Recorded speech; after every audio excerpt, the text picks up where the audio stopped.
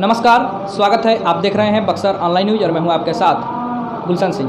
लगातार हम लोग ज़िले में लोगों से रूबरू होते हैं और वैसे लोग जो राजनीतिक से जुड़े हैं या फिर जो सामाजिक सरोकार से जुड़े हैं, वैसे सभी लोगों से हम लोग बातचीत करते हैं और उनके विज़न को जानने की कोशिश करते हैं। इसी कड़ी में आज हमारे साथ जुड़ चुके हैं जनशक्ति संगठन के राष्ट्रीय अध्यक्ष एवं संयोजक रविंद्र सिंह साहबादी, जो कि लगातार सरकार के विरोध में हमेशा से आवाज़ जो है वो बुलंद करते रहते हैं और इनका जो संगठन है वो इन दिनों लगातार तेज़ी से विस्तार करते हुए देखा जा रहा है। गांव-गांव में पंचायत स्तर पर, बूथ स्तर पर इन लोग जो है अपने संगठन का विस्तार कर रहे हैं, लोगों को अपने साथ जोड़ रहे हैं। इनके क्या मुद्दे हैं, जनशक्ति संगठन किस उद्देश्य पर काम कर रही है, इस बिंदु पर हम आज चर्चा करेंगे। सबसे पहले तो हम आपको अपने चैनल में स्वागत करते हैं। आपके चैनल के माध्यम से सभी दर्शक बंधुओं को पहले नमस्कार। अच्छा, ये आपसे जानना चाहेंगे, जो जनशक्ति संगठन है इसका इन दिनों जिले में विस्तार देखने को मिला है, जिले से बाहर भी आप लोग इसको विस्तार कर रहे हैं, आप उसके राष्ट्रीय अध्यक्ष हैं। क्या उद्देश्य है, क्या मकसद है इस संगठन का? देखिए, हमारे संगठन जनशक्ति का मुख्य उद्देश्य है समाज के जो लोग हैं, सरकार की गलत नीतियों के कारण जो पीड़ित होते हैं, प्रताड़ित होते हैं, उनके लिए आवाज़ उठाना, संघर्ष करना और उनके हक दिलाना। अच्छा, देखा जाता है कि हमेशा से आप जो है सरकार, केंद्र सरकार और बिहार सरकार के खिलाफ कोई भी योजना अगर सरकार निकालती है या फिर कोई भी स्कीम लागू करती है तो उसका आप लोग खिलाफत करते हैं, तो ये ऐसा क्यों? जी, हर योजना के हम लोग खिलाफ नहीं करते हैं, सरकार की गलत नीतियों का हम लोग खिलाफत करते हैं। अच्छा, अभी जो अग्निवीर का मामला आया था उसमें भी आपका बयान, प्रतिक्रिया जो है सामने आया था। देखिए, अग्निवीर के मामले में सरकार को चाहिए था कि 4 वर्ष के रिटायरमेंट के बाद युवाओं को कोई अस्थायी व्यवस्था करना चाहिए था, लेकिन सरकार 4 साल की नौकरी के बाद सबको स्वतंत्र छोड़ दे रही है। आज जो आरक्षण का मामला सरकार दी है कि सीआरपीएफ में, तिब्बत पुलिस में हम 10% का आरक्षण देंगे, उनको प्राथमिकता देना चाहिए था। अगर ट्रेंड लड़के अगर तिब्बत पुलिस में, सीआरपीएफ में जाने के लिए अवेलेबल हैं तो फिर क्यों 10% का आरक्षण दे रही है? पूर्ण प्राथमिकता देनी चाहिए थी कि जब ये लड़के हो जाएंगे और घटेंगे तो दूसरे लिया जाएगा। अच्छा, ये महंगाई जो है बेतहाशा महंगाई में वृद्धि देखा जा रहा है और सरकार कह रही है कि संसाधनों की जो है जिस प्रकार से आबादी है उसके अनुसार संसाधनों की कमी हो रही है, इसलिए महंगाई समय के अनुसार बढ़ रही है। इसमें सरकार की कोई रोल नहीं है, क्या कहें? नहीं, ये सरकार जनता के टैक्स के पैसा लूट रही है और एक मंत्री विधायक पर मंथली 10 लाख रुपया खर्चा हो रहा है। सरकार अगर चाहे तो उसमें कटौती करके और महंगाई से राहत दिला सकती है। आज पेट्रोलियम पे देख लीजिए कि जीएसटी और वैट कितना सरकार ले रही है और पैसा कहाँ जा रहा है।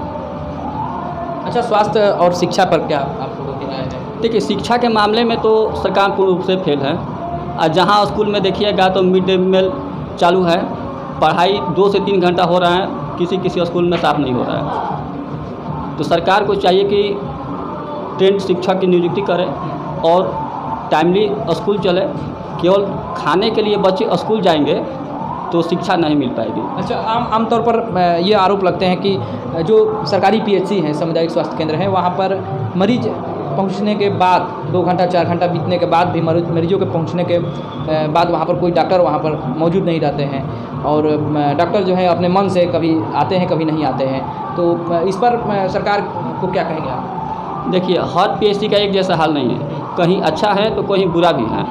जैसे हमारे चौंगाई में जो पीएचसी है, दूसरे क्षेत्र के लोग भी यहाँ पर आते हैं। कुछ डॉक्टर यहाँ अच्छा काम करते हैं और कुछ डॉक्टर जो हैं वो मनमर्जी करते हैं। ड्यूटी यहाँ है लेकिन क्लिनिक चलाते हैं आरा में, क्लिनिक चलाते हैं पटना में। तो सरकार को डॉक्टरों को क्लिनिक चलाने पर ये रोक लगानी चाहिए, जिसका जहाँ ड्यूटी है वहाँ अपना ड्यूटी करे। अच्छा, बिहार में शराबबंदी है, नीतीश सरकार 2016 से शराब को बंद किए हुए हैं, बावजूद ज़िले में एवरेज अगर देखा जाए तो प्रतिदिन 10 लीटर 20 लीटर दारू जो है वो विभिन्न क्षेत्रों से पकड़ा जाता है, लोग भी पकड़े जा रहे हैं, लेकिन इस पर लगाम नहीं लग रहा है। क्या लगता है आपको कि शराबबंदी कानून जो है वो फेल हो चुका है? देखिए, शराबबंदी सरकार किया है, लेकिन सरकारी जो अधिकारी हैं, कर्मचारी हैं, जो पुलिस प्रशासन के लोग हैं, वो शराबबंदी को नहीं मानते हैं। वो अपना कमाई का जरिया बना लिए हैं और बिना उनकी मिली भगत के शराब कहीं एक जगह से दूसरी जगह जा ही नहीं सकता है।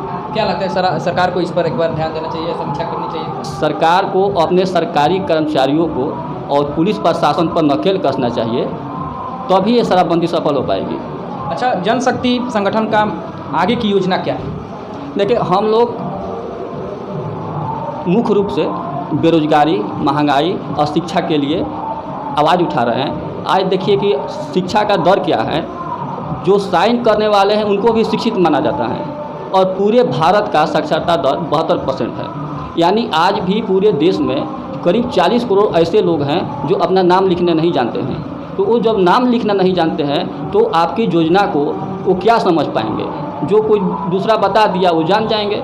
तो इसलिए पहला शिक्षा जरूरी है, शिक्षा के बाद स्वास्थ्य की ज़रूरत है और तब लोगों को नौकरी की ज़रूरत है। सरकार आज निजीकरण के द्वारा सरकारी नौकरी ख़त्म कर रही है, जबकि चाहिए कि निजीकरण को ख़त्म करके उसको सरकारी संस्था में कन्वर्ट किया जाए। आप लोग की आगे की योजना क्या है? मतलब क्या कीजिएगा आप लोग अभी? हम लोग अभी लोगों को जोड़ रहे हैं। अभी 15-16 जिला में बिहार के संगठन का विस्तार हुआ है।